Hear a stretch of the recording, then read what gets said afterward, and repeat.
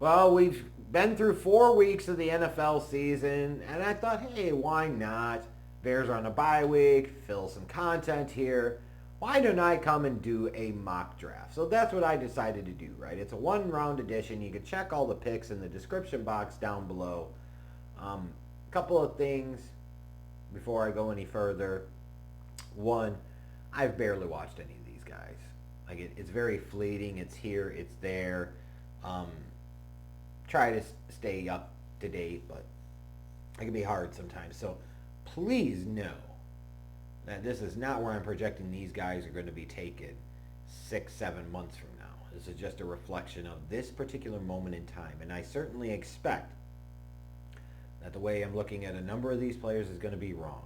So if you tell me I've got somebody way too high, you're probably right. If you're telling me I've got somebody way too low right now, you also are probably right. I just don't care, right? Like, this will work itself out over the next several months, 6, 7 months or so. So just be patient. But we do enjoy talking about the NFL draft. It's a year-round thing, right? And that's what we're going to do here. My initial pass as I look at this mock draft, now that we've gotten a few weeks into this college season, the NFL season, but especially the college season, you kind of get a lay of the land, a sense of what's going on here. You certainly can see some real strength in this draft class coming up next year. I would say you look at offensive tackle. That's going to be a pretty good class, at least at the top. I think the edge rusher class is going to be really, really good. And that's going to go into day 2 and potentially into day 3. So, when you're talking about the trenches and the line and like the keys that matter, like building teams through the trenches, like this is a draft where if your team needs to do that, you should be well positioned to do so in the first few rounds. As again, I think the offensive tackle class is really good, at least through round 1, and that edge rusher class is pretty damn good several rounds deep. A lot of people obviously are going to focus on the quarterbacks, and not a surprise to me is that as you went through a few weeks of the season, you've seen some names kind of dropping off in terms of where they were projected before the season started. Arch Manning is certainly the most notable one, but he's not the only one. The Klubnik kid from Clemson, I think his stock has fallen. Drew Aller's stock at Penn State is fucking cratered. Garrett Nussmeier, I think his stock has dropped a little bit, but again, there's so much more research that's going to happen, so many more games we've got to see. But I would still expect this class will be viewed as good from a quarterback perspective, and you'll have right now, I think, I've got 5 quarterbacks going in round 1.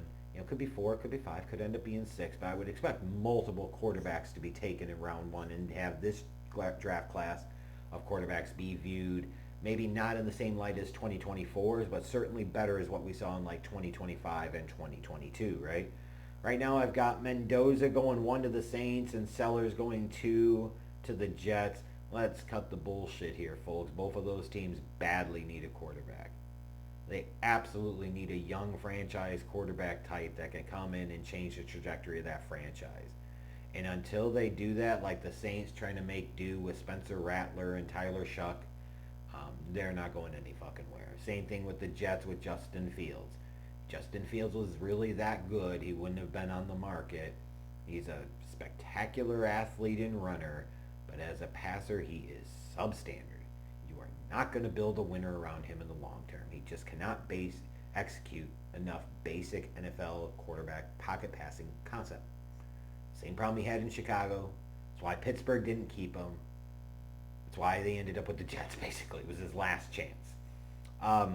So, they both have to come out of this draft with quarterback, unless some miracle happens. That isn't going to happen, right? And then you look at, where else could quarterbacks go? The Rams are going to have 2 first-round picks. I certainly would be stunned if one of them wasn't invested in a quarterback.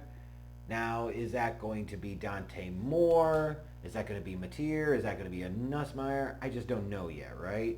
But one of those 2 first-round picks, it feels like the Rams would have to be looking at addressing quarterback. Because Matthew Stafford's not getting any younger, and I would think you would want to have the next 12 to 15 years of that franchise locked down in place. That would be my opinion. Some other interesting stories here. I really think the Caleb Downs conversation is going to be interesting because he's going to be viewed as a special talent and by many accounts probably the top player in this draft class.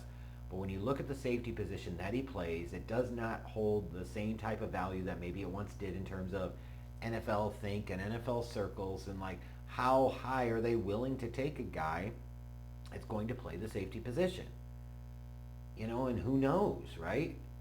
Because you could say a few years back, like Derwin James was supposed to be a top 5 to top 10 pick, and I think the Chargers took him with like pick 17, right? Like that shit happened. The Malachi Starks, for all intents and purposes, should have been a top 10 to 15 pick in this year's draft, and he fell to Baltimore at like pick 27, 28. You know what I mean? And those are guys who were viewed as really good talents. Now, certainly, I don't think Starks was viewed as the same level of talent as the other guy I mentioned, mind you.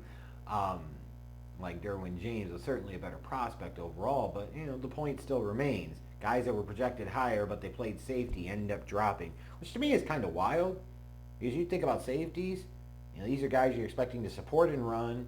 You're expecting them to play zone. You're expecting them to deploy in man-to-man coverage. Like, I'm just saying, yeah, sure, you can get starters in the 3rd, 4th, 5th round, but you can say that about a lot of other positions too. Just saying. So I'll be interested to see where Caleb Downs ends up going, but assume it's going to be somewhere in the top 10. It could be higher in this draft class because teams could feel him as just too special of a prospect to get cute with and risk passing on him, but you could say other teams saying, no, we just don't think the safety position has that much value.